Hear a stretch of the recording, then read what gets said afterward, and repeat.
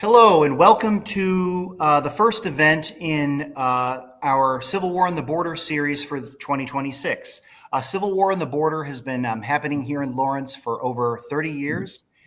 And I'm Will Haynes of the Watkins Museum of History here in Lawrence, Kansas. Since the 1990s, we've gathered people for events and commemorations around the anniversary of Quantrill's raid on Lawrence in August 1863.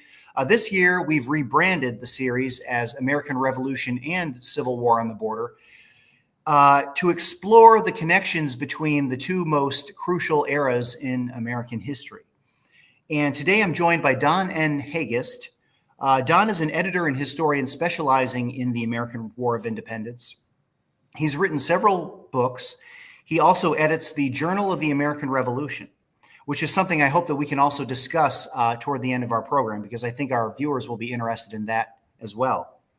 One of Don's most fascinating books is titled, I have it right here, The Revolution's Last Men, The Soldiers Behind the Photographs. Once we speak with the author, I think you'll agree with me that this book is an excellent candidate for diving into connections and intersections between the American Revolution and the people who lived it and the Civil War era 80 years later. So Don, thank you very much for joining us today. Oh, thank you for having me. All right. So Don, without further ado, go ahead and present your topic to us.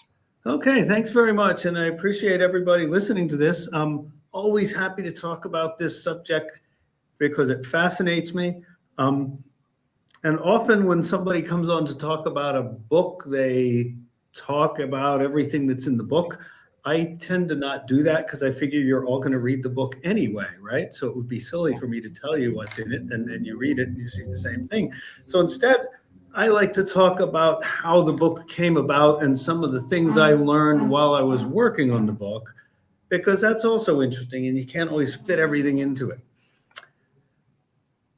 When I started working on this particular book, one of the things that struck me was something about the timeline and about history and how some parts of history aren't as far away from us as we might think. Now, I study the American Revolution, and I have this slide which is not advancing right now for some reason that I don't know. So I may have a little issue here that I have to figure out how to solve, and I apologize for that. I think I know what the trouble is. Okay. I want to be here. Okay.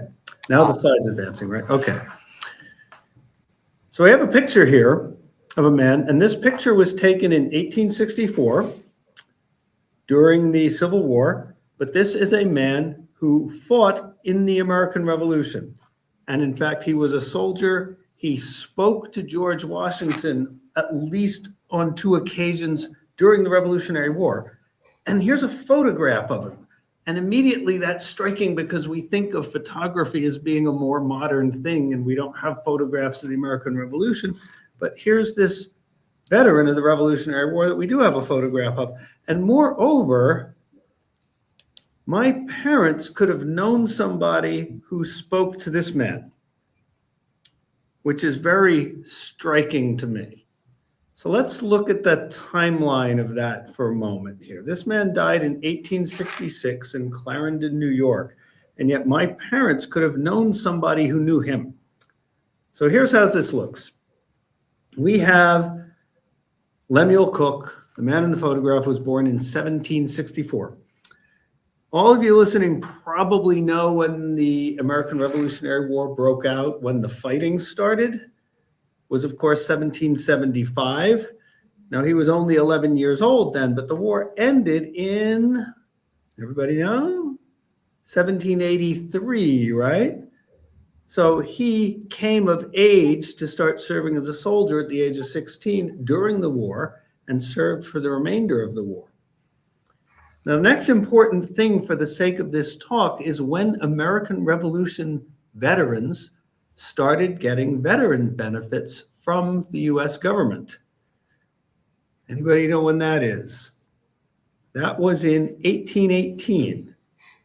Took a while for the U.S. government to start giving veterans benefits to Revolutionary War veterans. And even there were a lot of limitations on it. We're going to talk a tiny bit about that later. The next important thing for the sake of this talk was the development of photography. And like many technologies, photography wasn't really just invented all at once. It kind of evolved. But if you go on Wikipedia and look for the invention of photography, the consensus date for when it became a practical thing was in 1839. Now, I just talked about the photograph that we just saw of Lemuel Cook was taken in 1864. And we're going to talk a lot more about all this stuff about photography and these veterans and when and why they were photographed. But when we finally get into it, my parents were born in 1926. So if you think about, say, a 10-year-old boy having a or a 10-year-old person having a conversation with an old veteran, well, somebody who was 10 years old in 1864, old enough to have a good conversation with an old guy, could certainly have then been talking to my parents when my parents were 10 years old in 1936. So in some ways, the American Revolution was a long time ago. And yet on this timeline, my parents could have known somebody who knew somebody who was in the American Revolution. And in that sense, it's like, wow, it doesn't seem very long ago at all, right? So we're closer to the history than we often think we are. Now, this book, if you know anything about my work, you know that I'm a real expert on the British military during the American Revolution. And I study the soldiers as common people. Who were the guys? Where did they come from? What were their lives like before they joined the army and while they served and what have you? So I'm an expert on British soldiers, and I wrote this book about American soldiers. Why did that happen? Well, it goes back to another book that I wrote called British Soldiers, American War. That was released in November of 2012 from West Home Publishing. And if you've ever written a book, you feel this great sense of relief when you're done because it's a really tedious, toilsome process. And then after people start saying, so what's your next project? What's your next project? And you got to start thinking of something. And almost exactly 1 month after this book was released, my publisher, West Home Publishing, came to me and showed me this book that's in the picture here, The Last Men of the Revolution.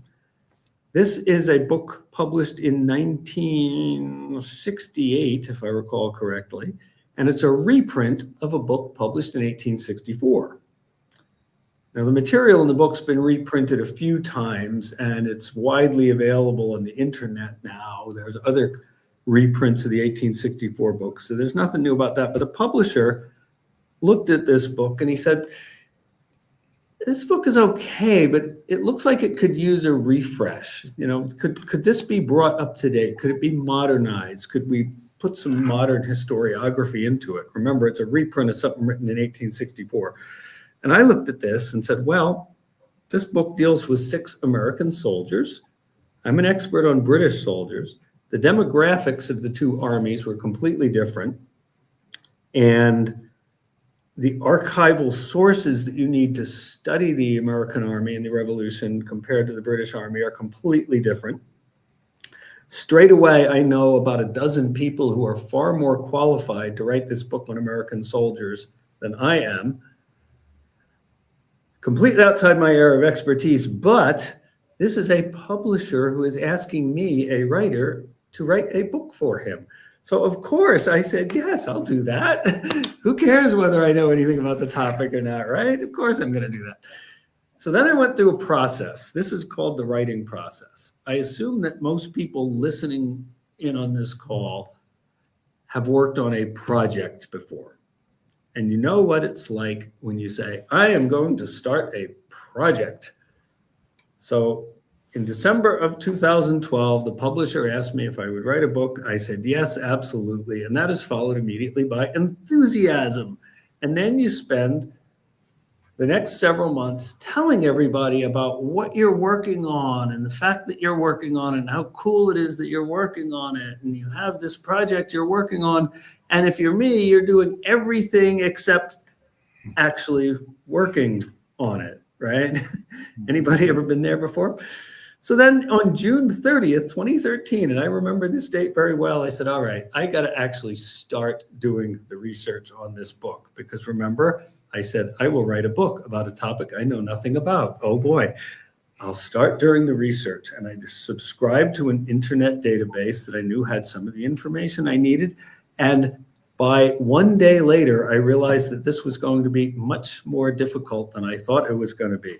So then I did the next logical thing that most people would do. I spent the next several months doing some more dawdling about it. Well, finally, in December of 2013, a full year after saying, yes, I will work on this project, I started really working on this project, and I started to learn a whole lot of striking things.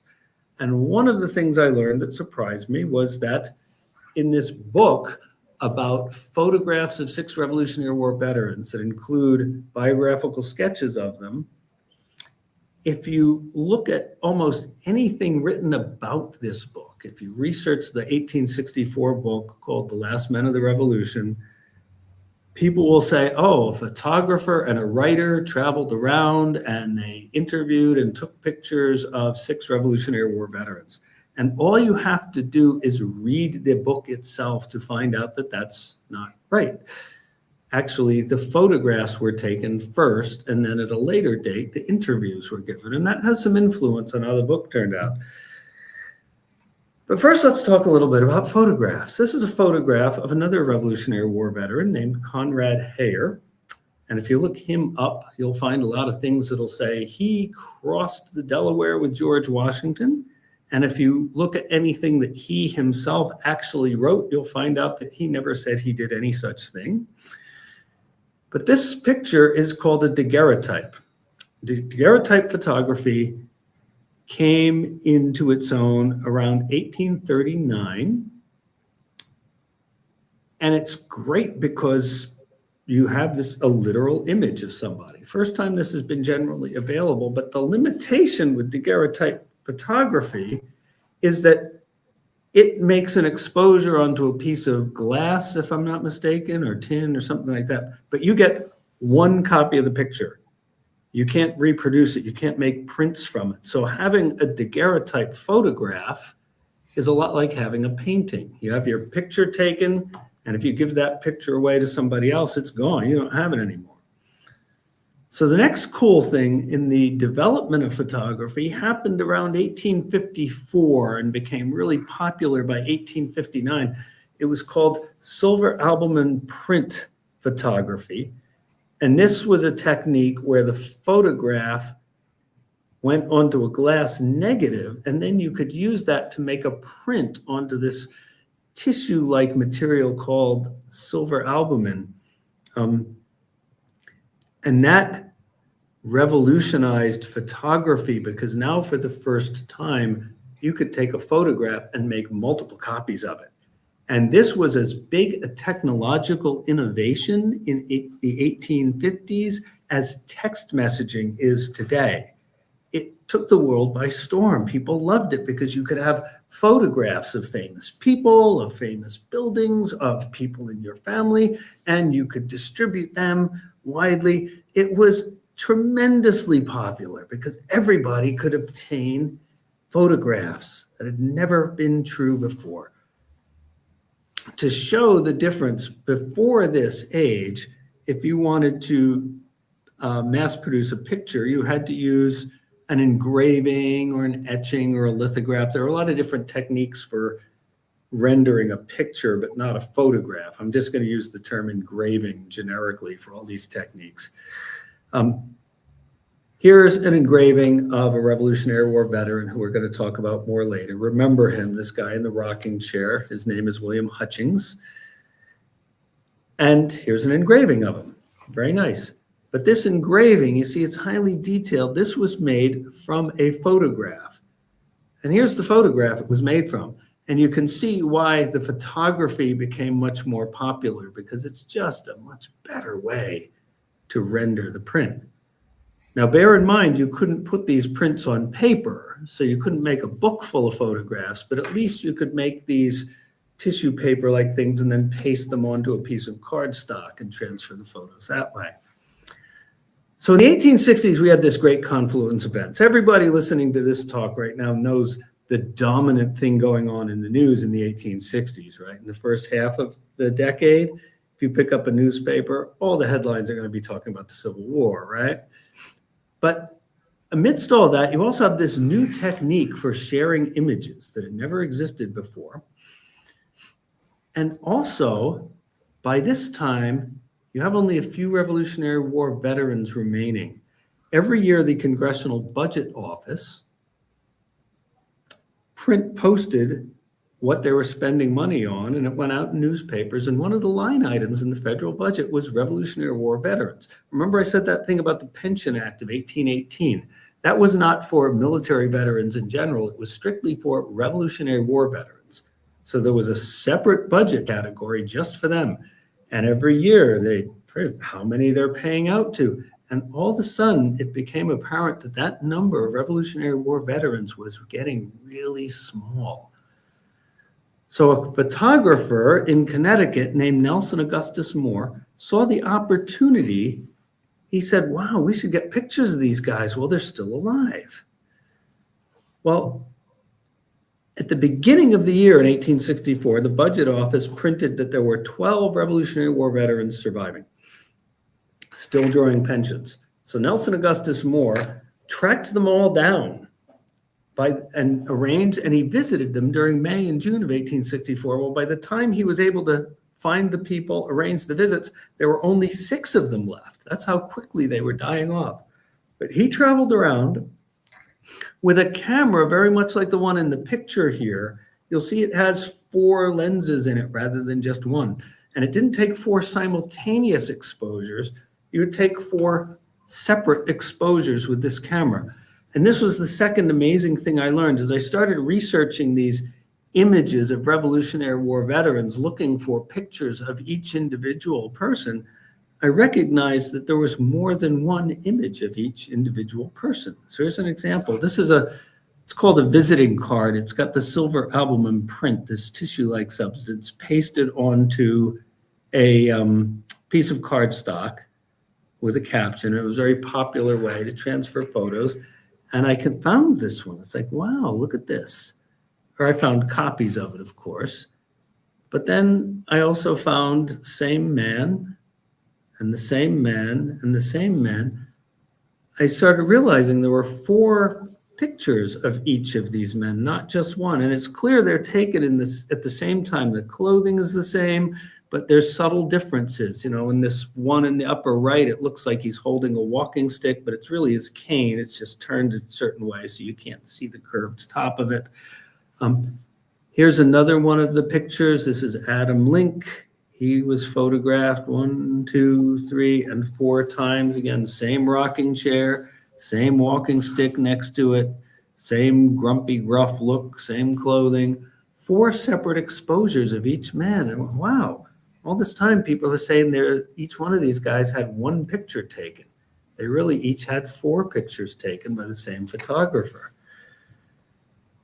And I found in the newspapers, the first advertisement for these is in the Hartford Courant in August of 1864. The advertisement says, "The last men of the Revolution. We have visited their homes and secured likenesses of these few remaining patriots.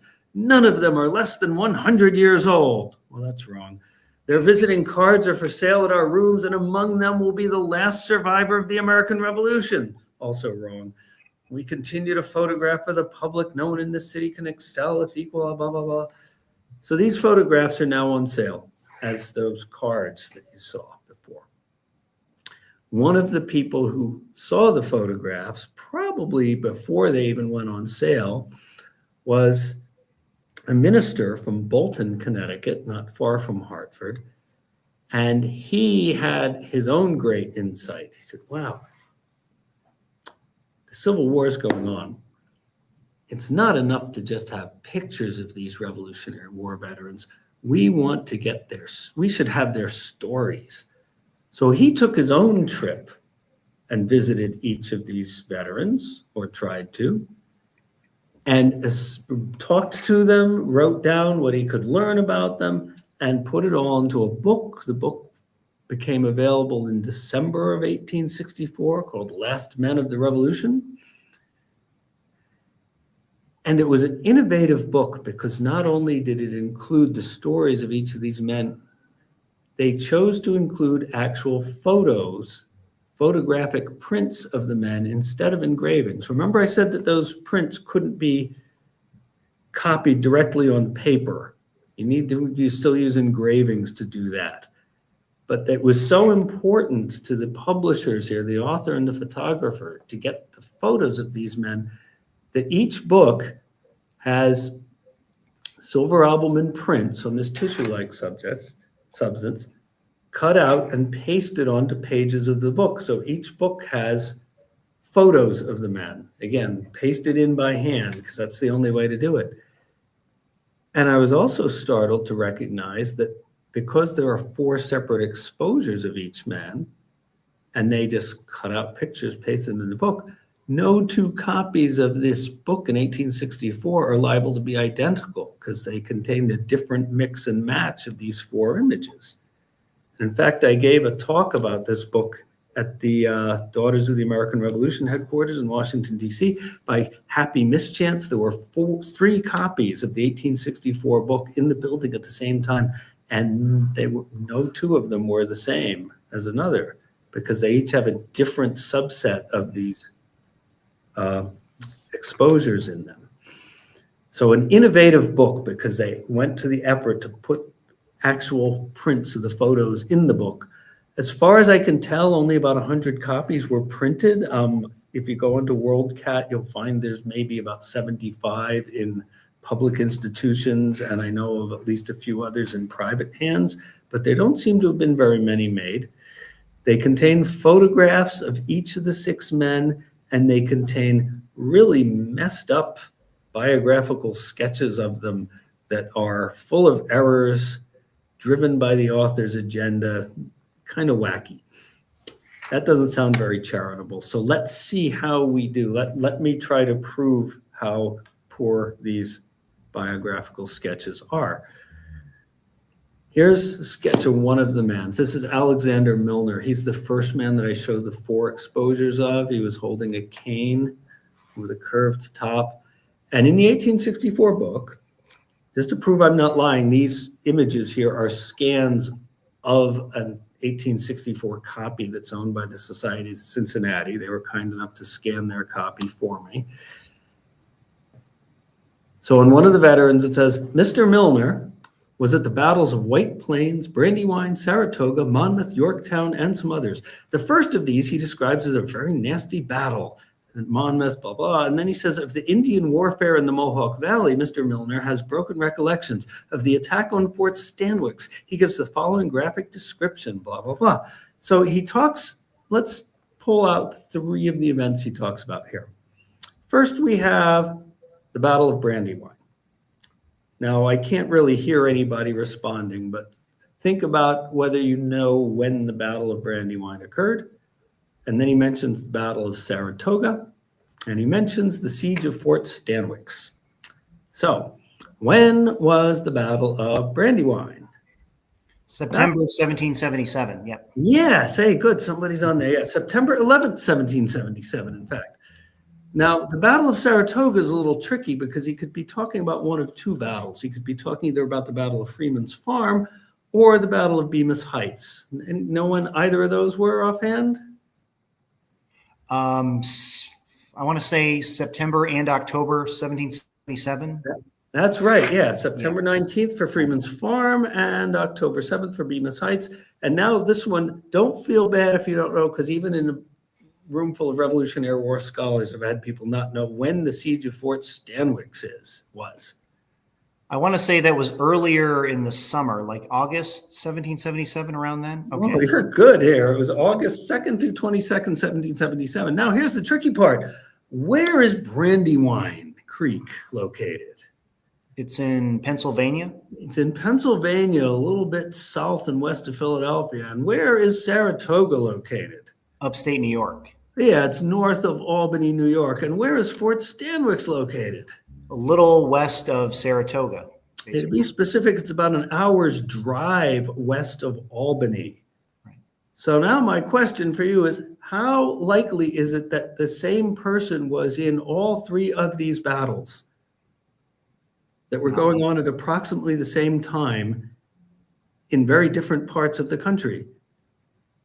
Not very likely. Absolutely not possible. And yet everybody who posts pictures of this guy, there's a book about the regiment he was in all over the place. You see the picture and they just copy this stuff verbatim. He was in all these battles. He couldn't have been in all these battles. No one could. And the funnier thing about this is when I researched this guy's actual service record, I found that he joined the Army in September of 1780. And not only did he join the Army in September of 1780, but he joined as a young drummer at the age of 10. So here's this biography that can't possibly in any which way be true, right? So this was my surprise. I'm no expert on American soldiers, but I know how to do research. So all I did was just research this guy the way I'd research anybody. And I said, why didn't anybody else pick up on this? How could you not recognize this? Well, there's a trick to it. I use primary sources to do the research. You all know what a primary source is, right? It's the first thing that was written at the time, written by the people. So I wanted to look at the muster rolls for this guy, for the regiment he was in. And I said, well, the muster rolls, those are in the National Archives, the U.S. National Archives. So I go there and I look in the index to the muster rolls, and this guy's name isn't in it. Alexander Moroni is the name he used, and we'll talk for a minute about that. It's not in the index. But I think, well, that's an index. Is the index a primary source? No, it's not a primary source. That's a secondary source. So I started looking through the actual muster rolls, hundreds and hundreds of pages of them, until I found him, because he's got to be in there. And sure enough, he is. And you can see in the lower left of the slide his name, Alexander Moroni. The problem is that whoever made the index, they've been reading through hundreds and hundreds and hundreds of names and writing them down, and their eyes are probably getting pretty bleary. I found Alexander Moroni enlisted September 1st, 1780. He joined the regiment in October that year, because you enlist and then you spend time with the recruiting party, then you join. But the index has his name wrong. You can see the handwriting, and you can imagine if you're just copying name after name after name after name, and you glance at it, you can see where it looks like it says Mayberry rather than Moroni. So the index has Alexander Mayberry, and nobody's looking for that. So they go and they say, oh, this guy's not in the muster rolls because he's not in the index. But again, I don't rely on secondary sources, and the index is a secondary source. So people didn't pick up on this, I guess, because they just never tried to look at the muster rolls. Here's another example of a biography that can't be right. Remember that guy? I guess we haven't seen Downing yet, so never mind. You can't remember him. Another guy in the book, Samuel Downing. The student of American history will remember the important part which Arnold performed in the battle connected with the surrender of Burgoyne. Mr. Downing was engaged. So which battle is the one in which Arnold performed something connected with the surrender of Burgoyne? It would have been the Second Battle of Saratoga. Yeah, you're good. Yes, it's the Battle of Bemis Heights, otherwise known as Second Battle of Saratoga, which took place, we already mentioned this once, October 7th, 1777. And Samuel Downing, if you go through the muster rolls, you'll find he enlisted in the Army in, guess when? 1780. Yeah. Well, son of a gun. So here's the question. Were all those old veterans who got interviewed and they put all this information in a book in 1864, were they a bunch of liars? Well, the answer is no, they were not, but they were really old. They were all around 100 years old, And I don't know about you, but if you ask me about things that happened 3 months ago, I can kind of mess up some of the details. They were talking about things that happened when they were teenagers, and now it's about 80 years later. But moreover, the man who was talking to them, the man in this picture named Elias Brewster Hillard, who wrote the book, had an agenda. This man was not a historian, he was not a journalist, and he was not a writer. And yet he interviewed people about history and then wrote a book about it. And he wrote the book because he wanted to make heroes of these men. Why would he want to make them heroes? Well, partly because they're among the last veterans surviving, and partly because, remember what was going on in 1864 that was really big in the national news? Yeah, it was the Civil War. And he thought, this nation is at risk of being torn apart. And yet here I can talk to people who were involved in the creation of it in the first place. Let's make these men heroes. Let's elevate them as much as we can, because we need that inspiration from them. We need their voices. So for me, finding the truth was looking at starting by saying, where can I find accurate information? Well, the first thing was 6 men had one thing in common. This was not some band of brothers that all served together during the war. Probably none of these guys ever knew each other at any time during their lives, but they were all pensioners. And that means they had to apply for pensions, which meant they gave depositions, and those survive in the National Archives. Here's a little page from one of them. Their depositions, some of them were given in 1818, some in 1820, some in 1832, some in 1855 because of revisions to the Pension Act that kept broadening the scope of it. So new men became eligible. And I found that these contain really fragmentary information. They're full of contradictions. They have lots and lots and lots of really bad handwriting. So just looking at their pension depositions, I was hoping that would clarify everything. And it didn't. In some cases, it left me just as confused as when I started from these 1864 biographies that I knew were implausible. So where do we go next? Well, we go to other primary sources. I looked at muster rolls, orderly books. These are all things written during the war itself. I found interviews with some of these men given earlier in the 19th century when they were younger than the 1864 interviews. I looked at newspaper entries. I looked at local histories, and I got a lot of help from other people. I went through lots of old documents. Now, this picture is actually from the British National Archive. This is documents I've used for other books besides this one. You'll see these are tied with archival red tape. You've all heard the expression going through a lot of red tape. And this is really, I'm not making this up, this is where this term comes from. It's common practice in archives to bind bundles of documents in red archival tape. And then when you want to find something, you have to untie the red tape and unfold all the documents, look at it carefully. So you have to go through a lot of red tape sometime to do this research. I did, in fact, unfold every single one of those documents, untied every knot, retied it. And one of the reasons you should buy my book is so I'll be able to pay for the respiratory ailments that I am sure to come down with soon enough from the horrible dust and things that comes off of these kinds of things. But by going through a lot of sources, I was able to determine with some confidence what their careers were really like, irrespective of what they thought they were like 40, 50, 60 years ago in their pension depositions, and irrespective of what they talked about and what this author thought he heard them saying in the 1860s when everything was 80 years in the past. So now I've got this information. I have 6 unrelated stories, 3 separate narratives for each man. I've got a pension deposition. I have a book written in 1864. I have my own research from primary sources that happened during the war, how to fit it all together. And it turns out it doesn't fit together very well. So I just said, well, we really want to see everything. So each chapter of the book is about one man. And each chapter of the book has an essay that I wrote myself showing the research that I did. Here's what we really know about this guy. And in some cases, here's how it differs from what people have thought all along, and here's why it might differ.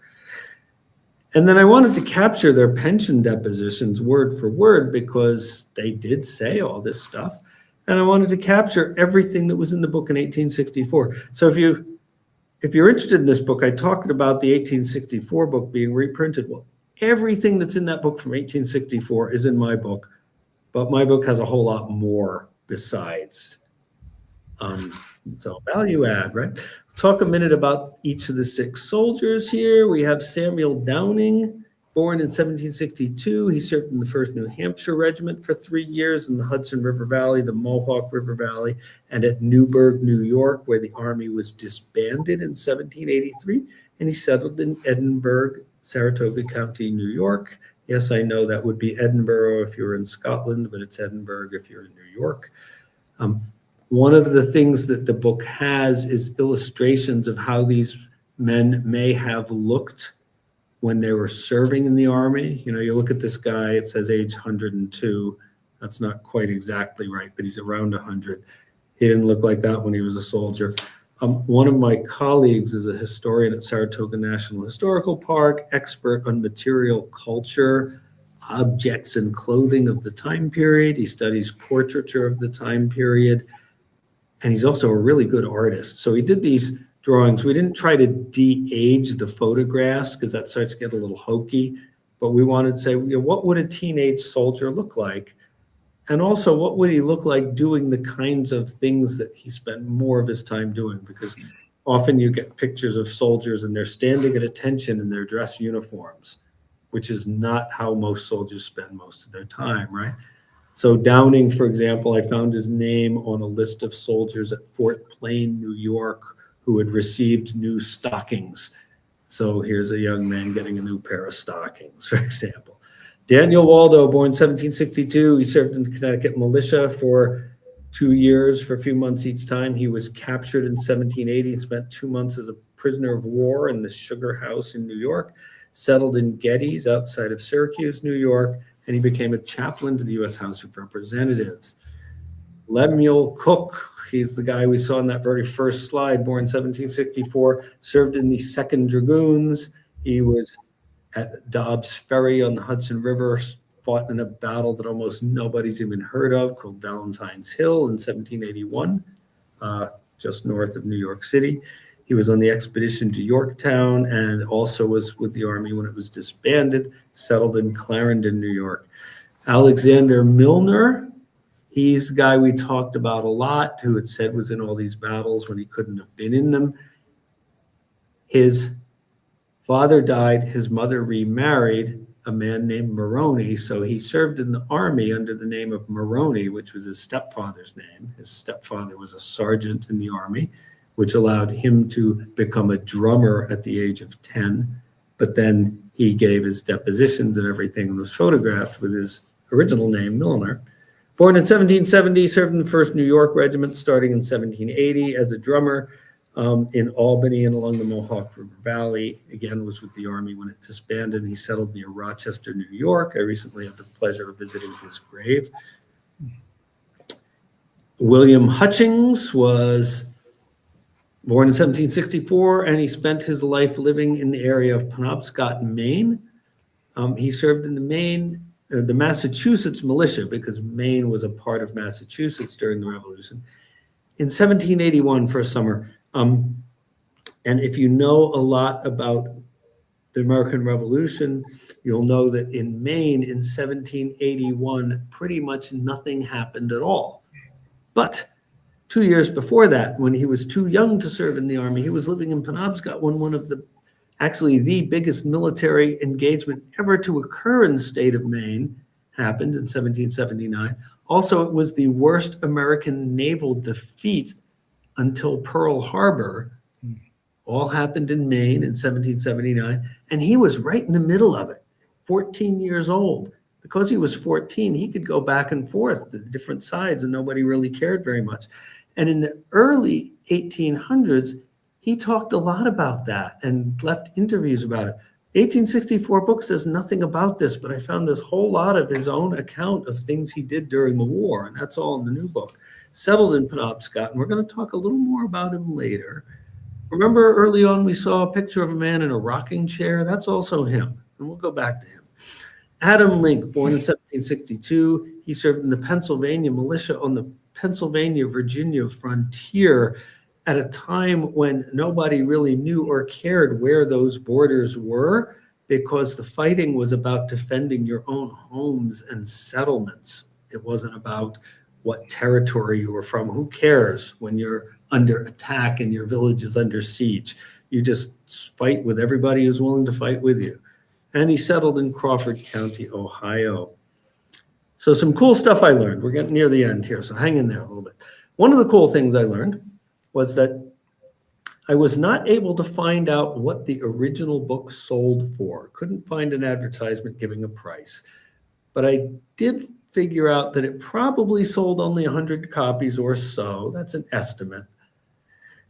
And by 1897, it was selling for $3 a copy, which was up from about $1.50 in 1887. So the value was appreciating rapidly. And I thought it would be the coolest thing to get a copy myself. And I found one on the market, but realized that it was more important to me to own a car than it was to own a book, because that's the kind of numbers they're fetching now. So if any of you ever finds one of these and wants to send it to me, I will happily accept it. I learned that complimentary literature is always a good thing.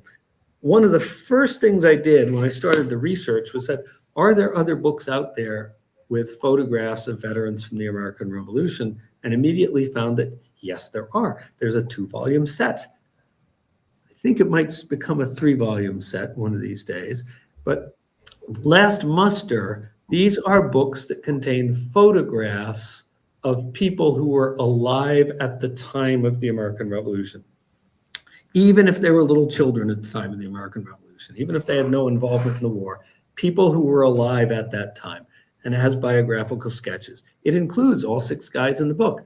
It has the same biographical sketches from the 1864 book, so that's not great. But I called the publisher and said, these books are already out there.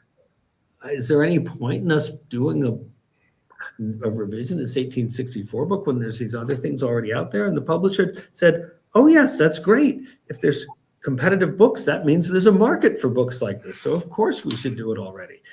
And something that I learned in my real day job as a product designer for engineering firms has been study the competition and just do things differently than they did. Somebody else already wrote a book about the topic you want to write about. All you have to do is write a better book. You're not going to write the same thing. But it's also good to cooperate instead of compete. As I was working on this book and it was coming together, I had this great idea. Maybe I can contact the author of these last muster books, Maureen Taylor, and have her write a foreword. Wouldn't that be great? So I went to her website. She goes by the nickname of the photo detective. And it's got a contact me form. So I filled in all the information and I sent it. And a couple of days later, I got a call from her publicist. And the publicist asks all the usual publicist questions. What can you pay? What's in it for me? My client would like this and that. And I said, oh boy, I can't pay it. I can give you exposure. Exposure is good, right? And I thought, well, nothing's going to come of that. And then a couple of days later, Maureen Taylor, the author, calls me up out of the blue. And she said, it's an interesting project you're doing. I think I would like to write a foreword. Let's talk about it. So I said, oh, okay. I've got this much more prestigious person than me on the phone. I am willing to go anywhere on the planet to have lunch with her just to make sure this happens because I need this. So I said, I am going to be doing some traveling and maybe we could get together and talk about this. Where are you located? Well, it turns out that Maureen Taylor, who wrote these books, lives about 5 blocks away from me in Providence, Rhode Island. So we were able to meet for lunch the following week. I see her in the grocery store and things now. But it turns out, cooperating is a great thing to do because she was a big help with this project and she was able to point me to other people and on, and I've been able to help her with things. So cooperate instead of competing. I learned that every single man in this book, in a way, was beaten by the British. I told you at the beginning that my expertise is really on British soldiers. And so you're not going to get out of here without hearing about a British soldier. This is Henry Church. He was a British soldier serving in America. He deserted from the 63rd Regiment of Foot, and he settled in what is now West Virginia. There's even a town named after him there. He lived to be 109 years old. The oldest guy in this book lived to be only 104 years old. So how come Henry Church isn't the last man of the Revolution? He lived to be 5 years older than any of the ones in the book called the last man of the Revolution. Anybody? He was on the wrong side. Somebody always says that. Haven't we gotten past that? The British aren't our enemies anymore. Turns out there's an entire, and they all fought in the Revolutionary War, right? There's a very different reason. Earlier in this talk, I slipped in a little thing. Remember I said that the demographics of the British Army were very different than that of the Continental Army? All the guys in this book joined the Army at the age of 16 or 17 or 18, as young as they could. British Army wasn't like that. Average recruit in the British Army enlisted in his early 20s. Some enlisted in their teens, but the majority in their 20s. And most of them enlisted as a career in the Army. So if you pulled random people out of George Washington's army in the 1780s, you'd probably find lots and lots and lots of teenagers. But at any time during the war, if you pulled random people out of the ranks of the British Army and asked their age, the majority of them would be somewhere between the ages of 25 and 40, with an average of around 33. Very different demographic to the Army. Henry Church lived to be 109 years old, but he died in 1860 because he was a lot older when he was a soldier than any of these American guys were. So just because he had a longer lifespan doesn't mean he was one of the last survivors, right? Trick question. I learned that for each of these guys, several of them were photographed not just one time. Remember I said the photographer took 4 individual exposures, so they had one photo session, but some of them were photographed by other photographers. Pictures that had never been published before. I found additional pictures of several of these guys and was able to include some of them in the book for the first time anywhere. That was really cool too, because once word got out, they became celebrities in their own right. So more than one photographer wanted to get pictures of them. I learned how long it takes to write a book. People always ask, how long did it take you to write that book? And all the other books I've written, they sort of coalesce. I've been researching this topic for 20 years, finally had enough information, started writing the book. So it's hard to say how long did it really take to do the writing. But this book was a little different because remember, I didn't know a thing about it until December of 2012 when the publisher said, hey, do you want to do this? And I said, yes. And I actually have a timestamp on the email from him. And I know exactly when I sent the very last of the edited files when everything was truly completely done, because that was done by a file transfer that also has a timestamp. So I learned that it takes 2 years, 1 month, 3 days, 11 hours, and 15 minutes to write a book. And that's fairly precise. It's plus or minus a few minutes because I actually didn't record all the minutes and seconds on one of those timestamps. But if anybody ever asks you, there you go. That's how long it takes to write a book. I learned the secret to a long life. Now, when this book came out, a lot of people got interested in it. One of the people who was interested that the photographer and the publisher of the book talked to was a doctor. Actually, when they were still working on the book, because they included this material in the published version, they said, at this time, people who lived to be 100 years old, that in itself wasn't a great rarity. Plenty of people lived to be 100 years old, not as many as today. But here they had a sample of 6 men who lived to be 100 years old. So what did they have in common? Let's ask a doctor. And the doctor looked at everything they had on these guys, looked at the pictures, looked at the interviews, talked to the people who talked to them. And they said, well, let's see. There's one guy here who is a pretty robust fellow. He went out and he chopped down a tree on his 97th birthday, and he still works his farm. And here is this other guy who's just sort of a small, wiry guy that just sits in his chair and he kind of smiles a lot. And here's one of these guys is extremely tempered, doesn't smoke, doesn't swear, very religious. And here's this other guy who smokes a cigar and drinks whiskey every day and swears a lot. So after looking at all of this material, this doctor concluded exactly what we still recognize today, that the secret to a long life is a complete mystery. They didn't know what it was then. We don't know what it is now. But the final thing I learned that was especially great to me was that people love to help. You remember this guy, William Hutchings. I have these two different pictures of him. One that was taken by the photographer in the book, another one that I found probably taken in the same era.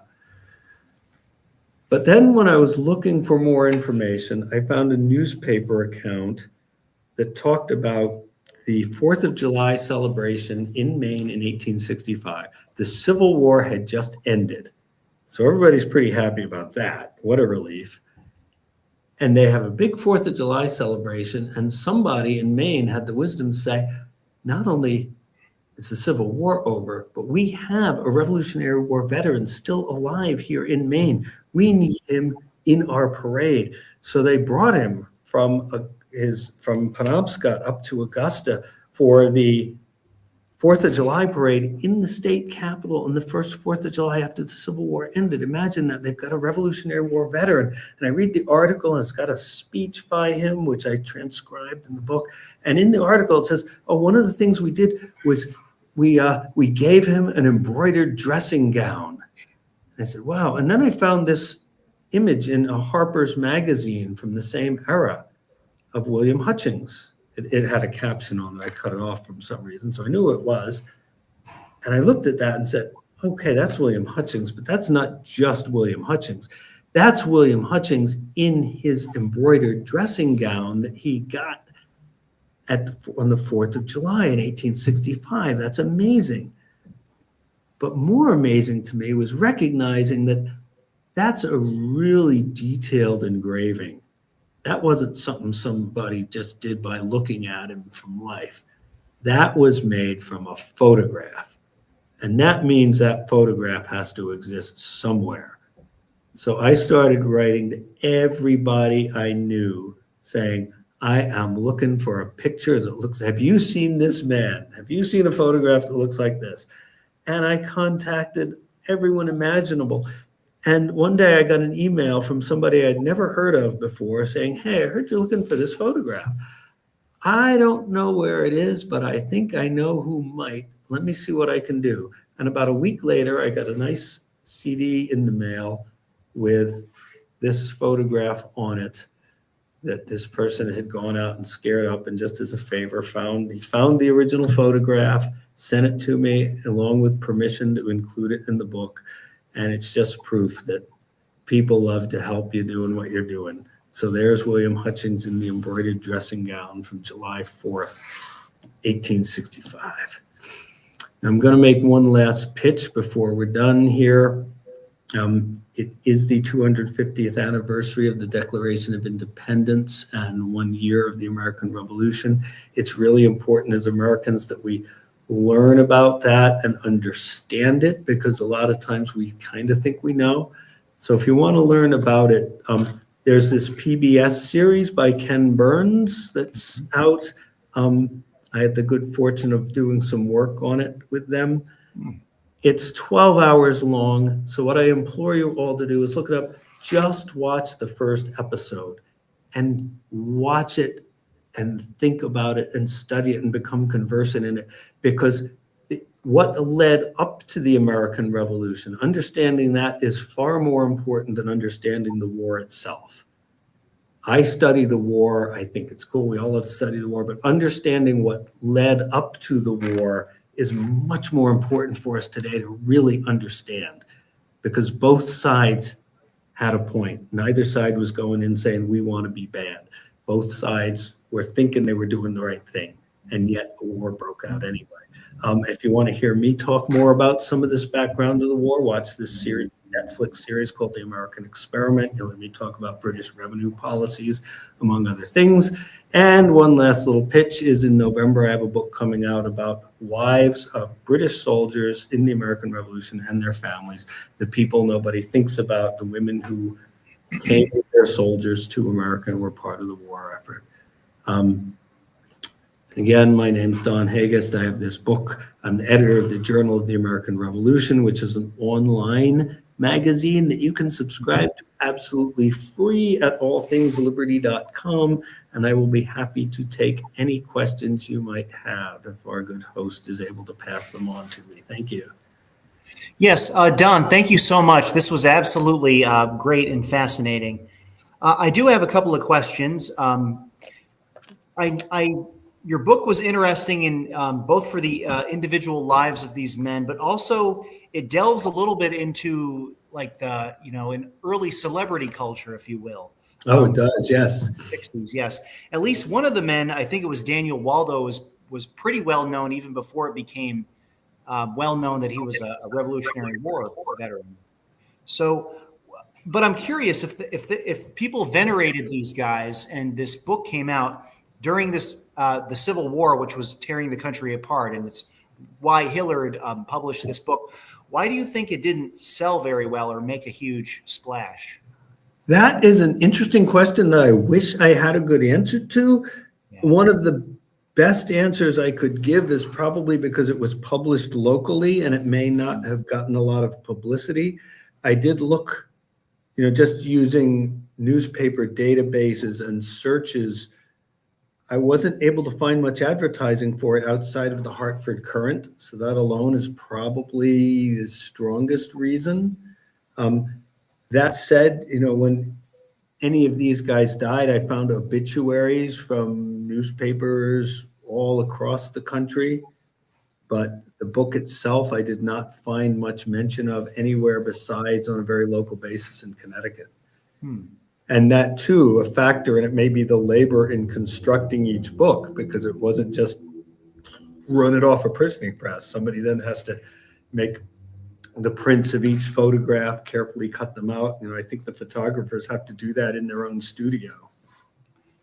Well, those are really good points, I think, that you bring up. I enjoyed, as a fellow historian, I really stewed, reading all the inaccuracies in the original publication. I did enjoy Hillard's description of, or was it the photographers, the description of visiting the men? That was Hillard's description of visiting the men. Yeah. Hillard did all of the writing is by Hillard, and all the photographs are by Nelson Augustus Moore. Right. I did enjoy Hillard's description of, first of all, trying to find these places where the guys lived, and then finding them and talking to them. And I found some of that quite moving. But I really appreciated your, finding the accurate information as well and bringing that out. And on that note, I wonder, do you have a favorite individual among the six profiled in the book? And if so, why? No, people ask me that kind of question. All the books I write are about soldiers as individuals, and everybody says, and always asking, which one is your favorite? And that's like asking, who's your favorite child? They're all so different. The thing that I was really excited about for this was I was able to find equivalent amounts of information about each person, even though the type of information is very different. Going into it, I was worried that I'd have, one 75-page chapter and one 3-page chapter. Nobody wants that. Yeah. But the nature of the information is different, but the quantity is similar. And I would be hard pressed to pick a favorite out of these guys. I really wish I could, but I'd probably give you a different answer every day of the week if you kept asking me the question. Yeah. I think just to, talk about that a little bit more, I thought actually Daniel Waldo may have been my favorite because of how modest he was. He describes that one encounter he had with the British and he just didn't fight back. He just dropped his musket and surrendered, and that was it for him. And I found that refreshing because, in the mid 19th century, you don't expect to really hear somebody admit something like that necessarily and have it published in a book. That's true. At least he was very honest about what he did and did not do. Yeah, although I hasten to add, I probably would have done the same under the circumstances. He had a choice of fighting and certainly just being killed and probably literally slaughtered on the spot, or just saying, "Oh, you got me." Exactly. So one last question. You're an expert on the soldiers' lives during this war, especially on the British side. What was an aspect of these soldiers' lives that surprised you when you did the research? Oh boy, I think the one that surprised me the most was Adam Link, the man who served out on the frontier. Part of it was his discussion of what he did was vague, and parts of it were not clear to me. So I went through the labor of reading hundreds of other pension depositions by other men who had served in the same theater of war to try to understand it better, what his service was like. He served in an area where there just wasn't any paperwork. I couldn't find muster rolls or discharge documents or anything like that, because nobody kept anything like that. So it was the fluid and not well-defined nature of the war he was fighting. Why are people out in the Ohio frontier fighting the American Revolution? There's no British soldiers out there. There's no French soldiers. There's no Spanish soldiers. It's settlers versus Native Americans. Well, why are they suddenly, they've been in conflict, but now they're at war. What was different about that? What was going on with these militias that he served in? So that was, I think I learned the most from that, just because his was a kind of service I knew the least about going into it. Right. And it was fascinating to see, you have 6 men, 6 different lives lived during the Revolution. That part was really a standout experience of reading the book, I think. So I appreciated that. So, well, Don, thank you so much for taking the time to speak with us here today. Oh, very happy to do it. Thank you so much. Yes, and I want to make sure to thank John Nalbandian. This program is made possible thanks to the John Nalbandian Gift Fund. So thank you very much, John. And thank you to all of you viewers out there and listeners. So we really appreciate it, and we'll see you next time. All right. Bye for now. Thanks so much.